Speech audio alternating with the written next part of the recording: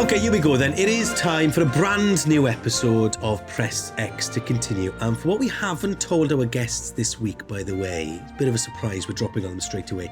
We've taken up Johnny VR's suggestion in the Discord, and this is going to be our first ever Press X to continue musical episode. So everything from now on is going to be done via the medium of song. Oh no! So I'm really glad. Luckily for us, Johnny VR's dreams are not coming true. Although, Johnny, great idea for a musical episode. One day we will do that, but I don't think it's fair to spring it on our guests this week. Now, Einel is still on tour. He's still taking over the world with the Horrible Histories tour. He's going to be on the pod a little bit later on, so we will hear from Einel today, and he's going to be back very soon. But in the meantime, I'd love to introduce you to today's guests. Luke's with us again. Luke Westaway. Hello, Luke. How are you? Einel's not here. Are you? Well, does that mean you're off now? Yeah, I wouldn't have come on if I'd known. I'm only here to talk to Einel, star of CBeebies Monster Makes. Yeah, I know. He's taken over all the theatres in all of the land. Every city in the UK, Einel's been there on stage, treading the boards. Too good for us now. I see. I know. I see how it is. He's a proper performer now. You know, none of this podcasting nonsense. Well, Luke, lovely to have you with us. I know, and I'd also love to introduce for the first time someone we've wanted to have on for ages. So it's a joy to have. YouTuber, content creator, Sophie, also known as Cadaea online. Sophie, lovely to have you with us. I am now regretting things after that first troll. Einel's not here. You try and trick me with the music. He's got a keyboard in the background. I have no talent whatsoever. Yeah. Well, an auto-tune doesn't work on the fly, right? So we don't even have that in our armoury. So we're stuck. Beat poetry. We could do beat poetry. Can we? I've got a... Yeah. I've got a... No, we can't. Into the fear. Okay, look. I've got a... Hello, he's just... For those listening to this in the podcast, Luke's rummaging around in his studio for the... No, see now, when I'm banging this tambourine, the rest of the podcast counts as music. I see what you're doing. Is that going to get... I'll just keep doing this and you do the podcast and then it's art. Okay, I'm going to try and do it in time with a bit... No, don't feel constrained. I'm not even thinking about it. I'm going to think about it. So we're going to start. My hand hurts now. I'm putting it away. I know, yeah. We tried. Johnny VR, we did try. We tried to make art, but we have to do a podcast instead. And although, Sophie, next time you're on with us, think musical, okay? Because Johnny's... I think I'm washing my hair that day. You've been saying that for 18 months as well, Sophie. When is this hair going to get washed? It's a lot of hair. I've actually gone for the coward's way out today because my hair is quite big at the moment. I need a cut, so I've got a hat on. So you've just put a hat on? Yeah. I've cheated. And I feel bad now because Sophie's made an effort and I haven't. Right, okay, we're going to start with our brand new tradition, which is the Unsung Hero game. So these are games, old or new, that we think didn't get enough credit when they were first announced or when they were first out in the world and people didn't love them as much as they should have done. And so, Luke, what's going to be your unsung hero game for us this week? Okay. Whenever I'm asked this question, I want to shine a light on 2004's Second Sight. Do you remember Second Sight? I don't. While you talk, you don't. I'm going to Google, and then I'll be on board. You know what? I bet you anything that you'll recognise the box art, and you'll be like, "Oh yeah, this game from way back when." So it was developed by Free Radical Design, who are probably best known for Time Splitters. Oh, that one. That right? Okay, I know the one. Yeah. And the game kind of has that same sort of visual style as Time Splitters, which is like slightly sort of chunky, cartoonish characters. But it was a game really, really ahead of its time. It had a lot of ideas that now are extremely commonplace. It plays a lot like Hitman or Dishonored, in that you're a character who has all of these sort of like latent psychic abilities that are coming to the fore, that let you stealth around and explode stuff, and you basically have to figure out your own way of getting from A to B across a level that's sort of full of stuff, and figure out like the best way to do it and just kind of have fun with it. And I really, really enjoyed it. I really, really liked it. And I didn't appreciate at the time that it was going to be a game that no one else would remember. I thought it would be a game like, I don't know, I thought it would be like Perfect Dark or something, that I would say it at parties and people were like, oh, yeah. I love that one. Yeah. Joanna Dark, she's great. But no one cares about Second Sight, except me. Well, they care today, Luke, because you've brought it back up. You can hear the passion in your voice about Second Sight. We love it.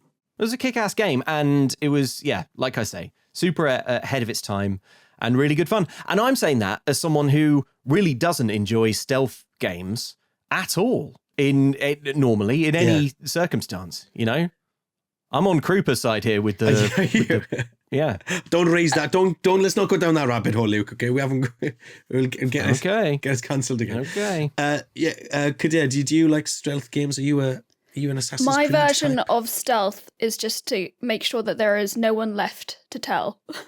Right. I'm not good at stealth whatsoever, but I am in real life, probably because I'm very short. But when I was an air cadet, I remember I was always the best at being the silent person to reach places. But in game, I like to go in guns blazing. Right. Okay. Yeah. Just that. I wonder not to cross you then, Sophie. Essentially, is what you're saying here, because you just leave everybody dead in the room. Yes. Yeah. No witnesses. Yeah. There's no crime if no one saw it happen. Exactly. Yeah. If a tree falls in the woods and there's no one there to hear it, doesn't make a sound. If a crime happens in the woods, it's okay. Exactly. The woods are international waters. Okay, so here we are. So Second Sight is Luke's unsung hero game. Did you play it? Did you love it? Did you raise it at parties and everybody looked blankly at you? Then do let us know. Get involved. You can join the Discord, of course. A lovely little community that we're building over there. Do get involved in that. There is a link somewhere on one of our social channels or beneath this post or wherever you're listening or finding this. There'll be a link there. Get involved or message us on social media as well. Sophie, we're going to get to hear about your unsung hero game in our next episode, which is very exciting. And you're going to be reviewing a game that I'm looking at, the latest Pokemon game that Sophie's going to be talking to us about later on. So we'll hear your take on that very soon. This is what people have said in the Discord. Sean played a game called Kiosk, which is his unsung hero game, a horror cooking game where you run a fast food kiosk and serve creepy customers. He says the horror is really light and the graphics and physics are purposely a bit rough. So if you like... That sounds great. It does sound fun, actually, doesn't it? I love how mad some game ideas are. Do you know, imagine you've said to someone... of it. Have you? Have a look at stuff. See if you recognise it, because it's not jumping out of me, Sean, but I'm definitely going to check it out. If you said to someone, I've got a game, you're cooking for creepy monsters. But I'm in. I'm looking at a screenshot now, and it's someone giving chips to a low poly clown, which is... Honestly, that just sounds like 1 a.m. McDonald's in Luton. Tell you what, though, when it's 1 a.m. and you've had a few drinks, and it's 1 o'clock. There's nothing better, is there? Oh, there's nothing better in the world. I think that's nirvana right there, actually, what you've just described, Sophie. Yeah, it is. Yeah. Well, nowhere else is open, is it? Well, that's very true. What are you going to do? And unless you go to the very questionable kebab shops. Yeah. You don't know which ones are going to be the good ones at that time. You're rolling the dice there, Sophie. That's what you're doing. Yeah. And I think we've all been there where we've rolled the dice and it's landed on a 1. So with McDonald's, you know what you're getting at least. This is it. I know. Hexana suggested a game for the Spectrum, so going back in time, called Run Baby Run. Thank you very much for that suggestion. So keep your unsung hero games coming in. What did you love? Why did you love it? Why don't we talk about it enough? Why didn't Second Sight get talked about enough, Luke? Why was it abandoned? Why can I only remember the picture of the cover, not the game itself? I honestly couldn't tell you. I feel like it hails from an era of video games where you used to get... I think I've heard it sometimes called like AA games. Yeah. So like games that weren't like a sort of gigantic, like mega budget, huge release, and also weren't like an indie game, but existed in this sort of like middle ground of which a lot of games came out every year. And it was just like, play it takes a few days. It's not, you're not going to remember it forever, but it's good fun. And that sort of bracket of video games has basically disappeared. And now you have like indie games, live service games, and like sort of mega AAA video games and nothing else. I love that. I love those cheap, more throwaway games that you could just get into and move on from. Remember when games went platinum? Sorry, we're making us sound really old. You're too young for all this, Sophie, and we're just babbling on about... You sound really old, Steffan. When we were cool. Right, okay. It is time for some of this now. It's trivia time. We have banged on enough about this, okay? There's no excuse for you not to know how to ask us a question by this point. There is a little channel in the Discord where you can put in as niche a fact as you want, and our lovely production team will go away and turn it into a question that we will then try to answer on the podcast. And then we will put it into a little leaderboard that is totally silly. Nobody really cares, but they do care. So Sophie, welcome along to the PressX trivia leaderboard. Luke is down in 10th, tied with Lucy James. So It's pretty bad. It's pretty bad. There's some algorithm Lucy going James. Sorry. You and Lucy are tied I just in. realised I accidentally made it sound as if I was putting some shade on Lucy, but that wasn't my intention. No, not at all. Not at all. I mean, there's a weird algorithm going on that makes it all balance out depending how many questions you've asked. So don't worry. Keza MacDonald off of The Guardian is first, but she should be. She's The Guardian's games. Oh, yeah. She should be in first. She's got a reputation to defend. Geeky For me, Cassie's in it's third. on brand to be in 10th. Oh, well, then Okay. clearly I've got to go higher than third. Right? You want to get up above Geeky Cassie, Sophie. That's what you're aiming for. I've got to. Cassie's in third. I feel like she okay? might know more than me, though. It's just, I think, I'm not, yeah, she's in third. I'm not going to cast any aspersions to how Cassie got to third. I'm not doing anything else. We're moving on. so you can be bribed. Hey, it's not me, it's the algorithm, Sophie, okay? Right? Yes, What Andy, kind of no. lead does Keza have up top? I think Would you sort say of it's in commanding? I think it's commanding. Yeah. Damn. Okay. So yes, Andy No in our Discord did an amazing work figuring out the algorithm. So even if you've answered one question or you've answered 20, that it works out the maths as to where you are on the leaderboard. Oh, so I could just answer one and get it right. And Nice. if you get it right, then you're going to be high up there, Sophie. Okay. Cassie's got 3 out of 5, which is why she's so high up. Right. So this is this week's question. Who wants to be a continuaire? What was the first console that you could order a pizza on? What was the first console you could order a pizza on? Now, we will come back at the end of the podcast for the answer, so you'll have a little chance to have a think now for the rest of the episode. We'll come back to the answer at the end. But what was I the swear, first console? if this is some weird, obscure one that had a pizza button, and it was like online play. Yeah. Oh, yeah. Steffan. Hey, be I don't honest ask the now. question. Don't come for me. No. This But isn't you've me. got the answer. You've got the answer there, haven't you? No, I Obviously, don't. Tell us I the don't. answer. I don't have the. You don't have the I'm on answer. 5th on the Okay. leaderboard. I'm as into this as you are. Right. Okay. This had better be a real console. The answer had better be like one of the proper ones. It better not be like, the Penguin AS3 that was released in Berkshire in 1998 and had a sort of modem if you took it to the BT tower or whatever. To be It fair, better be a proper one. Don't know why I'm so cross about this. Wait, what was the question again? What Just was quickly. the first console? And mind you, Sophie, you've just said that a console with a pizza button on it. I would love a console with a pizza button on it. How good would that be? Just press a button and a pizza turned up. The question was, what was the first console you could order a pizza on? And apparently, not giving the game away, I have been told that it's a real console and we all know what it is. All right. I was going to say, there was a console that I had when I was younger that my dad liked so much. It was a very small handheld thing that I have no idea what it was called nowadays, but my dad liked it so much that he bought one for everyone in the family. And it played games, but you could also message each other. And this was like ages ago, so it looked very much like the screen was like the original Game Boy, but I could message someone near me. So I could message my mum and be like, order a pizza. Technically. Oh, see, now I like what you're thinking there. I was also thinking, that's good. Is this ordering a pizza in a game? So are we talking? That's smarter. That would be cheap. That would be. I mean, technically, the question wouldn't be false then. Yeah, but then it would be like, I don't know, Dr. Robotnik's mean pepperoni Well, this is it. machine or something. Well, look, we will come No, back to the no, no, answer no, at the it's end of gotta the be for real. pod. What was the Yeah. first console you could order a pizza on? Get your thinking caps on, and we'll get into that. Right, okay.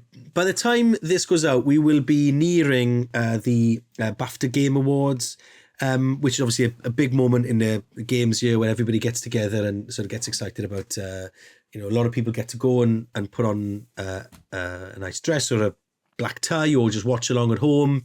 And have arguments over what they think the best game of the year is. Claire Obscure Expedition 33 is up for the most awards with 12 in total. Did you play Claire Obscure, Sophie? Did you see clips of it? What did you think of that one? I played it. I was very fortunate that I got invited to the launch party as well. Oh, hello. And I was one of those people where I knew it existed, but I felt like, looking back at it now, the trailers and the previous showcases did not really do the story credit. But I guess they were revealing the cast quite late, because obviously it's such a big cast that they didn't want to show too much. So now I understand, but it wasn't on my radar so much. And then I saw the cast, and I was like, oh, maybe this could be good. And then I went to the event, and the way that they spoke about this game, I was sold immediately. Like, I didn't need to see anything. The way that they were so passionate about it was fantastic. And I got to meet Andy Serkis. So wins all around. Oh, and what a day for you. What a day, Sophie. I know. I've actually got the collector's edition music box like sitting behind me as well. And they gave us all the collector's edition, which was very lovely. And I played it immediately that day because we could start playing it like a few days early. And so good. Yeah, so 12 for that one. 9 for Dispatch. I loved Dispatch. Now, Luke, remember we talked a bit about this when you were on with us previously. Yeah, that's right. I think it's fun. I think it's fantastic, and I'm pleased that a game like that has been nominated so many times. Nine nominations for Dispatch. Yeah, it's a brilliant game. I played it all the way through. I really enjoyed it. I think the weakest parts of Dispatch are the bits where it asks you to play a video game. And then you're like, oh, do I have to? Can I not get back to just sort of watching the TV bits? Which, it's about sort of 50-50 is how it feels kind of between them. But it's a really cool game. Again, like Claire Obscure, an absolutely stacked cast, some incredible voice performances. And the BAFTA loves a good voice acted game. Yeah. Because it is an acting... what's the word I'm looking for? An act, organisation, charity. Yeah, organisation. Yeah, that kind of thing. Yeah. So look, it's an acting thing. The nominations have been out for a while now, but this will be just ahead of when we'll find out who's going to win. So congratulations to everybody that's been nominated. Also, huge shout out to Alex Wilton Regan, who of course we had on for our special interview episode not so long ago. Of course, you're going to be playing the new Lara Croft, but she's been nominated for Lies of P Overture. So big shout out to Alex. And we are obviously very impartial here on Press X to Continue, but we really hope she wins. And that is an amazing performance in Overture as well, I will say. And it's she's so good. A huge part of it. Yeah, so that's great. Yeah. Do you care who wins these things, Sophie? Does it matter to you, or are you just interested because it's interesting? I like it as a discussion point, but I don't like how polarizing it makes the gaming community. I hate those conversations afterwards, because that's why a lot of my videos, I like talking about this kind of thing, but I also like saying what my personal game of the year is. And I want to express forcefully on everyone that you can have your own personal game of the year to whatever standard that you want. So I like them as a way to see what the industry enjoys, and like a panel of experts. It's a hard one, because I know that the Golden Joysticks, for example, that is more of the audience participation. They can vote for that, as opposed to BAFTA as a panel. I like seeing the differences there, and like what the audience likes compared to what a panel likes. But at the end of the day, none of it matters.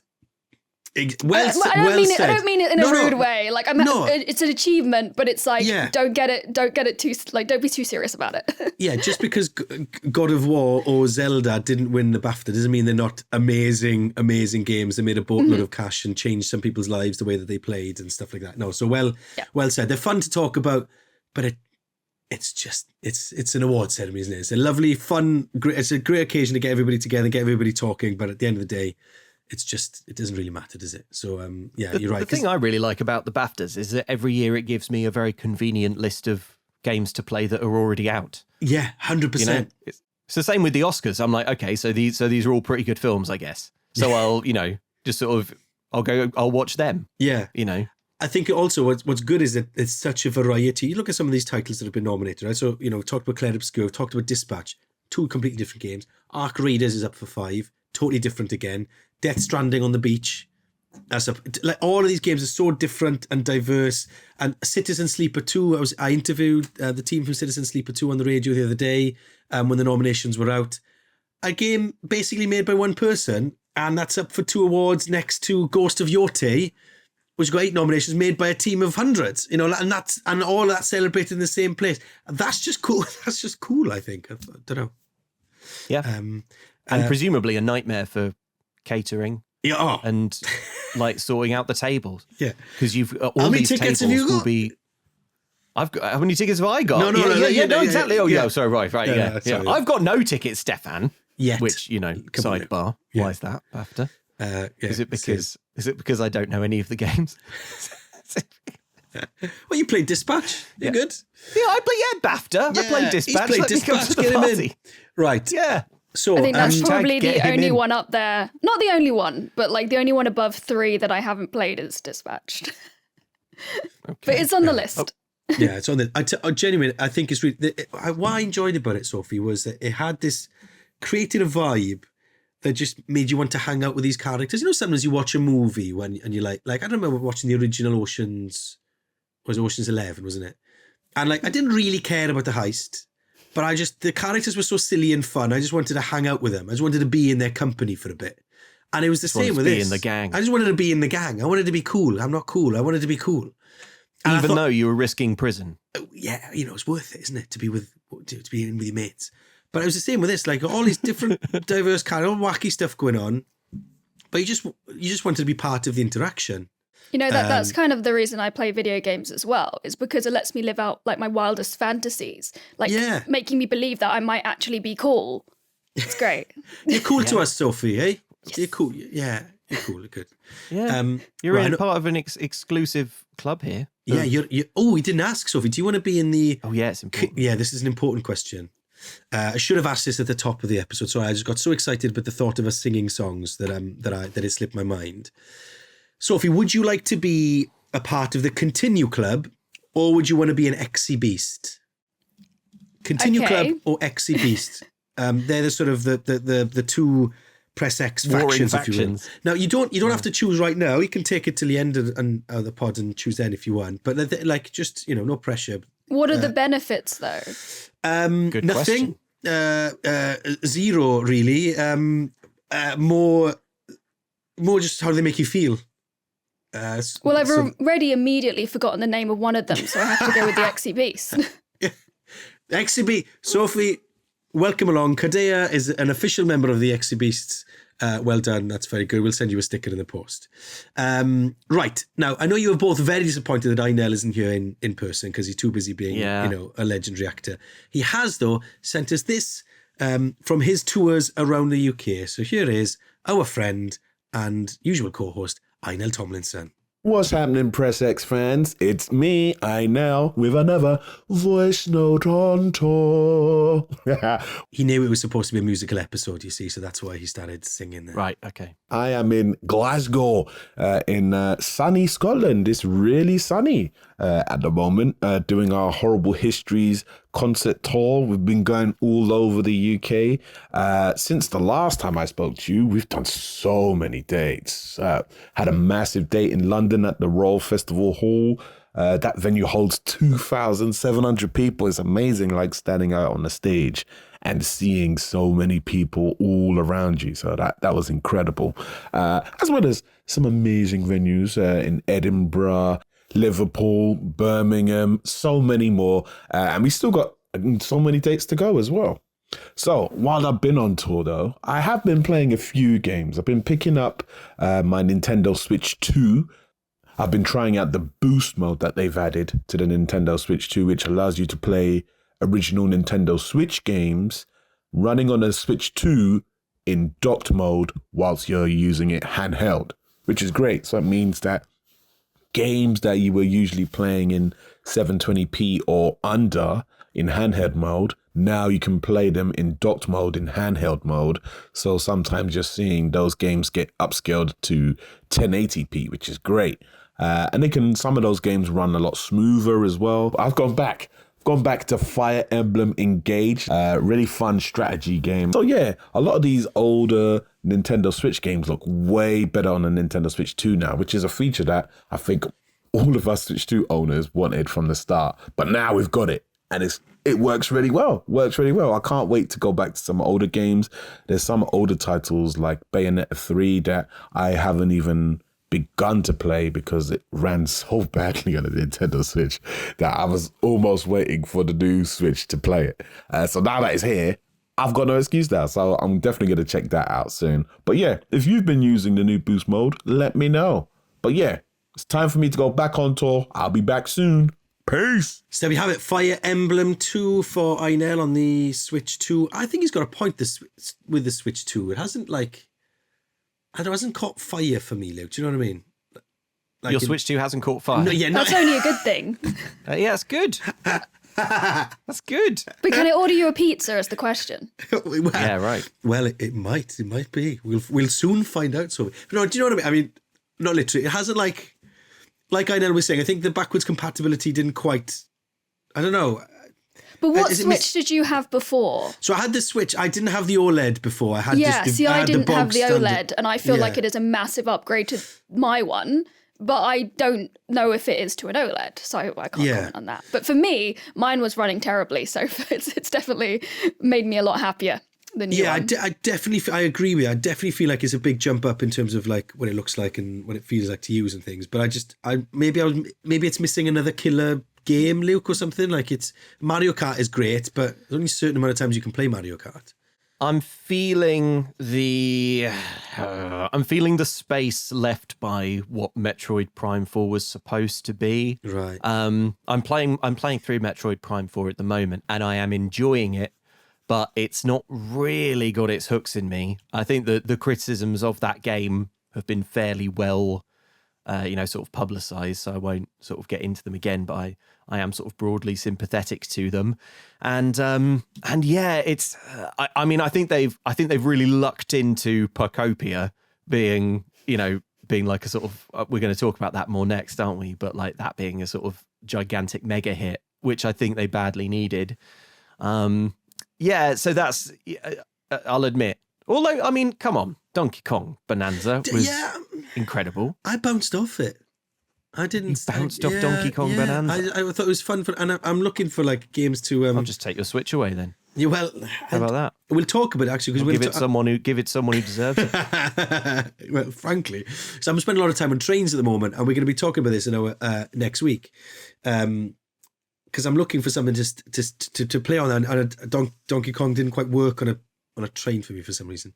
But look, Fire Emblem Engage, Einel's playing that. He's loving it on his Switch too. So let us know, what are you playing on there that you're enjoying? And are you enjoying the sort of ability to boost those old Switch games and make them look a bit sexier, make them run better as well? Then let us know, get involved in the conversation in the Discord, or find us on social media and chat to us there as well. And this is a sort of a nice place, I think, Sophie, to hop in then to your review of Pokopia. You've been playing it. Firstly, for people who don't know what we're talking about, maybe they're not into their Pokemon, what is it, and how have you been getting on with it? Well, if anyone out there knows Dragon Quest Builders, it's by the team behind that. So the dev team behind that got together, made a Pokemon game that's just like Dragon Quest Builders. Unfortunately, I've never played Dragon Quest Builders, so I can't say anything else on that. I can only compare it to something like an Animal Crossing game, which is not quite an Animal Crossing game. If you've played New Horizons, you get an island, you can decorate it, you get some villagers in there. Imagine that. You can get habitats, get some Pokemon in there, but you don't just have an island. You have a massive area. And then you find out that there are 4 other massive areas, and there are so many Pokemon to get, and there's just so much to do, but it's so much fun. It's very addictive. There's some, like, you can do some farming in there, because you need to make food. You get to do a bit of cooking. You get to do some... There's no fishing, I don't think. But it's very, very much the game that I needed right now. It's just so cozy and lovely. Yeah. So what's the moment-to-moment gameplay then? Are you what are you obviously, so it sounds like you're sort of cultivating your land a bit like Stardew Valley or whatever. But there's Pokemon catching in there as well. There's no battling though, it's not catching, so I don't want to give too much away, but the premise of the game is basically you're a Ditto, and you're a Ditto that looks like a human because you are masking the human that you your trainer that you can't find. So you've just woken up in this place, you don't know where you are. You start discovering new Pokemon, and then you start like getting these little hints for habitats to draw new Pokemon there. And then you can draw, for example, a Bulbasaur, and the Bulbasaur will teach you how to spring grass out of the floor, for example. So if you want to make a habitat with more grass, or if you need water at all, Squirtle's there to teach you, Charmander with the fire, and then it just gets bigger and bigger, and you try and figure out what happened to all the humans. Right. Okay. So there's a little mystery in there as well then. Yeah. Oh, that is cool. So there's a story, but then there's also the day-to-day of, as you mentioned, Stardew Valley, when you start and you have to kind of tidy things up to begin with. Yeah. It's kind of like, it takes forever to do anything, because that's a bad thing. It's a really good game. I'm so motivated to do everything, to the point where when the game came out, in 4 days, I'd played like 50 hours. So I had to start rationing my gameplay because I was not productive. It got its claws into you pretty quick then. Yes, and what's funny is if you can go to my content, this isn't supposed to come off, so I sound like I'm doing an ad, but you can go through my previous content for this game, and I was like, I'm not sure about it. It doesn't look like my kind of game. I don't know if I'd like this. I need to see more. And then I play it and I'm obsessed. Yeah. And so who's it for, Sophie? Is it for me? It's for not every Pokemon fan is going to enjoy this. Absolutely not. If you want, there's no battling, for example. Right. It is more of a cozy style game. So someone that has a busy life, I'm just going to compare it to me, a grown adult, busy life. You just want to get into bed and you want to play something that's like not necessarily relaxing because there's a lot to do, but it's just nice and wholesome. And it's like you can easily dip into it and dip out. You can spend as much time playing, and there's like just at any point you can just start up 15 minutes, done. So busy adults who just need some sort of positive light in their world. I mean, as someone who ticks a lot of those boxes, Sophie, does sound sort of up my street. I have been thinking about whether or not I should give this a whirl. Now, Luke, last time you were on with us, you gave us an unpopular opinion on the game space about Pokemon, actually saying there shouldn't be any more new mainstream Pokemon games for a while because the last few have been a bit ropey. What are your feelings towards Pokopia, and has Sophie given you she's been giving it a big sell, and has that worked on you? Yeah, well, I mean, I've been playing it too. Amazing! And you know what? To be honest, this only makes me more convinced that I've been right all along. When I said that the main series of Pokemon needs to sort of, take a break, take a breather, and sort of reset, because here you have a game that has been a massive smash hit. And it's come from a developer that doesn't normally do Pokemon games, but is basically applying the thing that they were doing before, which is this kind of sort of cartoony Minecraft adjacent world building, like Dragon Quest adventuring game. And they've basically sort of poured a load of Pokemon into it. And it compares extremely favorably against a Pokemon game in the way that the Pokemon can, they kind of like Scrabble all over each other. Like you just walk around and the Pokemon are always just hanging out, chatting, sort of interacting. The animations of the Pokemon are really lovely, really, really charming and really endearing. And it really just puts the main series Pokemon games in the shade in terms of just how it looks and how the Pokemon move and are and how engaging they feel. It also, I think, compares incredibly well to Animal Crossing, and I put 1 billion trillion hours into New Horizons. Yeah. But when you play Pokopia, I think if you are familiar with Animal Crossing, then I think you will find the freedom and flexibility of it incredibly refreshing, because Animal Crossing is you can make a beautiful island, but it's quite restrictive. You can't even really move the camera around, and look at the things that you've built from every angle, whereas Pokopia feels a bit more chaotic because you've got all these kind of Pokemon kind of like crawling all over each other. It's like a roiling mass of Pokemon. At least the little city I'm building is. Yeah. But you can build up, you can build down, you can do whatever you want. If you've played Minecraft, none of this stuff will be like surprising or cool. But if you have played a lot of Animal Crossing and haven't played Minecraft, which I think probably describes a lot of people, then I think you'll really, really enjoy Pokopia and just find it really good. It's so hooky. It's got like a million different little hooks. It does that thing in a video game that I got from Animal Crossing and that I got from Tears of the Kingdom as well, where you're on your way to do something, and while you're on your way to do it, you're like, oh, but I'll probably just pop and do this quickly, and I'll sort of do this. You've got like, you're spinning sort of a dozen different plates, which just means that in like 90 seconds of gameplay, you're sort of accomplishing like many, many different things. You've got these like immediate term goals and then these long-term goals, and the game manages that all quite smoothly. And you were nodding along there, Sophie, quite vociferously when Luke was saying that, this is putting some of the mainline Pokemon games in the shade. No, don't point that out. Don't let people know. But this is that good, basically. So it's more of a positive, right? I'm a Pokemon girly. I was the perfect age when Pokemon came out in the UK, started showing the anime, the games. I had Blue, my brother had Red. I've been playing it ever since.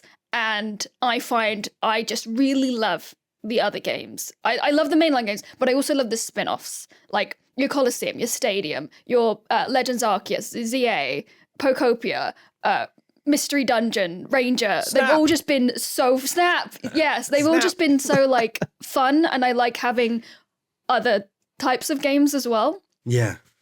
Well, listen, I think you've both sold it very well for those people who are on the fence with it, people like me. So that's really interesting. It's got a Metacritic score of 90, which is high, very high. You can get it for 59 quid now on the Nintendo Store and on Amazon. And we're going to be talking next week about games to play on a train, because I'm spending a lot of my life on trains at the moment for work. And so I've got a feeling that this might come up again in that conversation, or I'll ask you a bit more about sort of its train adaptability-ness. That's not a word, but you know what I mean, next week. So look, that's Pokopia. Are you playing it? Are you as into it as Sophie and Luke clearly are? Then let us know. You know what to do. Find us on Discord. Get involved in the conversation, or comment below on social media.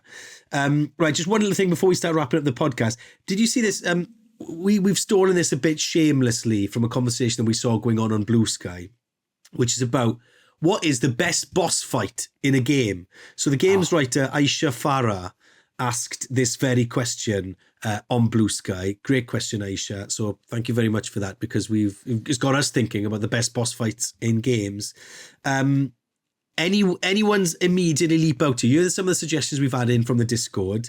Demi's suggestion is a couple of ones from World of Warcraft is what Demi's going with, especially the Wrath of the Lich King expansion. The Yogg-Saron fight and the heroic Lich King fight were epic. Woogly says Ulduar's one of the best raids Blizzard have created, so a lot of World of Warcraft love coming in. Ippy, the Metal Gear series springs to mind. Lots of memorable boss fights there for the nostalgia. I'd love to go either Psycho Mantis or Metal Gear Rex in Metal Gear Solid 1. That Psycho Mantis one, where you had to switch the controller around in your PS1, amazing, good one. Johnny VR is talking about the Hyperion fight in Returnal. That springs to mind for him. He says the music and the vibe of that sequence is just incredible. And then Sean says, Rick the Door Technician from Star Wars Jedi Survivor has to be the best because it's just a bit silly and you win... turns out it's just a Stormtrooper. You just need one hit to win, but it builds it up like it's going to be a big thing. Wait, you beat Rick the Door Technician in one hit? I mean, don't want to blow my own trumpet here. Right, so any suggestions then for best boss fights? Cadaea, anyone's leaping into your mind? What is the best boss fight, or what is my favourite? Your best boss fight. This is your opinion. I was going to say, was it Cyber Mantis? Psycho Mantis? I never played it, but hearing about it, and it's like, I know the thing now, but like experiencing that the first time must have been insane. I'm so jealous of the people that did. I obviously got it spoiled later. So now I know the trick to that. But for me personally, I think maybe Nightmare King Grim, and obviously if people can't see the background, I do have a Grim Troop Hollow Knight poster in my background with Grim on there, just because I'm really bad at games like that. And that was the moment where I was like, oh, I can actually do things. It took me ages, but it was just such a fun, fluid fight. and it just makes me so happy. The music is so good. The moves are so good. It's a kind of boss fight that makes you feel like I have achieved something at the end, which is what I love. Yeah. The other one, or ones that spring to mind, is, I don't know if you've played Hades, and I guess Hades 2, but when you do the, what do you call it? The extreme measures, and you then get the like advanced version of each boss, finding out what each of those were for both games has just been so much fun. And I hate them, but I love them. I had Hades. Is it the sisters in Hades 2, the one that's like a band? I can't remember what they're called. Oh, Skilla? I don't know if that's Skilla. Yes, but that boss fight is freaking insane. I loved Don't it. do that on extreme. It's so difficult. Okay, I won't. I had the Hades himself from the first one down as on the shortlist because that was epic for me. It's very good. I really enjoyed the Balder fight in God of War, which I think was better than the fight against Thor in God of War, which was also a good one. But I enjoyed because there was so much emotional storytelling tied up in that fight as well. And then the reaction of the mother afterwards and all that stuff, and it's sort of what it meant for the game itself. I thought that was a really good, because I think boss fights are fun in sort of there's two types of boss fights, and sometimes when they both cross over, it's amazing. There's the getting the timing down to make sure you're dodging the attacks and doing your bits right, which is why people love the Dark Souls games, why I can't play them because I'm rubbish at them. But there's also, if you can marry that sort of frantic emotion that it creates in you and actually making sure you beat the boss, but at the same time telling an emotional story, that's when it's like, that's magic when you get both of those together. I'm a big fan of for me, a great boss fight needs to have a lot of theater around it, like needs to be things like an elaborate phase 2 transformation. Do you know about Trobio? Do I know about Trobio? Yes. I love that. I love that fight, and I even more love the second version where it's like Phantom of the Opera, edgy, dark Spider-Man 3 Trobio, and he's like, it was. That's a performance. That was extremely that's choice. theatrical. That's the most theatre. The ones that jump immediately to mind, King Dodongo in Ocarina of Time. That one's always stuck with me as like an absolutely incredible boss fight. It's quite straightforward, but it's just like nails the fundamentals. Big lizard, bomb in its mouth. So intense and tick. Scary. Yeah. Has it got a bomb? Yeah. Yes, tick. Is it a big lizard? Tick. Yes. Okay, we're in business. Yes, exactly. Does the bomb go in the mouth? Tick. Yes. It's taking everything in me not to just list From Software games, which are my favorite games and obviously are basically largely structured around incredibly intense and memorable boss fights. But I would say the house in Final Fantasy VII, what's it called? Is it called like Mad House or something like that? That just always really stuck with me as like a particularly bonkers fight. Are you looking it up? Are you checking my facts for me, Steffan? No, yes, What's the I'm house rubbish. called? I'm rubbish with names as well. Is like an actual house? It's literally a house. It's called Hell House. Hell House. Yeah. Hell House. It's so funny. It's like it's in this like big arena part of the game, and the fight is literally against a big house, and like saw blades keep coming out the house, and like all this the house just does all this weird stuff.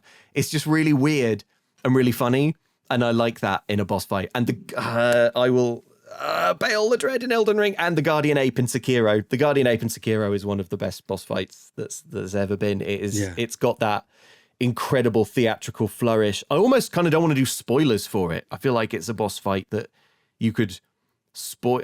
Screw it. You know what? It's the game's Spoiler I've alert. never played it. Spoiler alert. Okay, Put your well, headphones off for 2 minutes, Sophie. We'll wave when you're safe to come back on. Okay.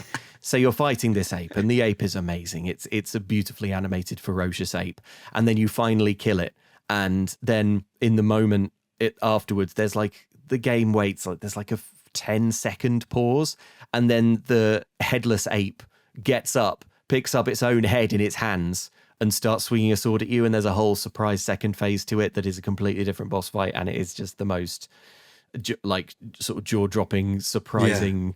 Gotcha moment. Okay, you're safe now. You're good. You're safe, Sophie. In you come. She's back on. Cadea's back with us. A couple of honourable shout-outs for me before we move on, because we're going to have to sadly wrap this episode up soon. the Rat King from The Last of Us Part 2, because I think you'd thought you'd seen all of the different evil, nasty zombies by that point, and then it was like, oh my gosh, this thing, what is it? And it was so scary. And also, what I liked about the TV show is that they sort of teased that that's coming in the next series, which I think is exciting. And one for the nostalgia fans, I loved Star Fox 64 when I was a kid. Played it so much. Andros. Again, that sense of theatre and how scary that was at the time. And you shoot his face off, and underneath it's a robot. And you're like, whoa, what does it mean? That's dark, what are man. the wider lore implications of this? So listen, what are your best boss fights in games? Let us know. Get involved in the conversation. We'd love to hear your suggestions, and we can come back and we can talk about this forever and ever and ever. So yeah, keep them coming in, and we'll chat about it again in another show. All right, just to finish off then. So the big question from today's show, this is when our lovely producers have been listening across the episode and they've come up with a question based on what we've been talking about. And the question is this: it's 1 a.m. You've had a great night out, but you're now feeling hungry on your way home.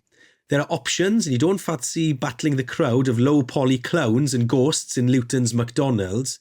Over the road, you see your old mate Andy Serkis in a new shop called Dr. Robotnik's Mean Pepperoni. He offers to buy your meal. What is your order? Basically, I think that is a long way of asking, what's your favourite pizza? Well, I don't want to do my favourite. I want to try the special. I want to try Dr. Robotnik's. Okay, yeah, so Sophie's ordering a special Dr. Robotnik's Mean Pepperoni. What are you saying, Mean Luke? Pepperoni, that's the one.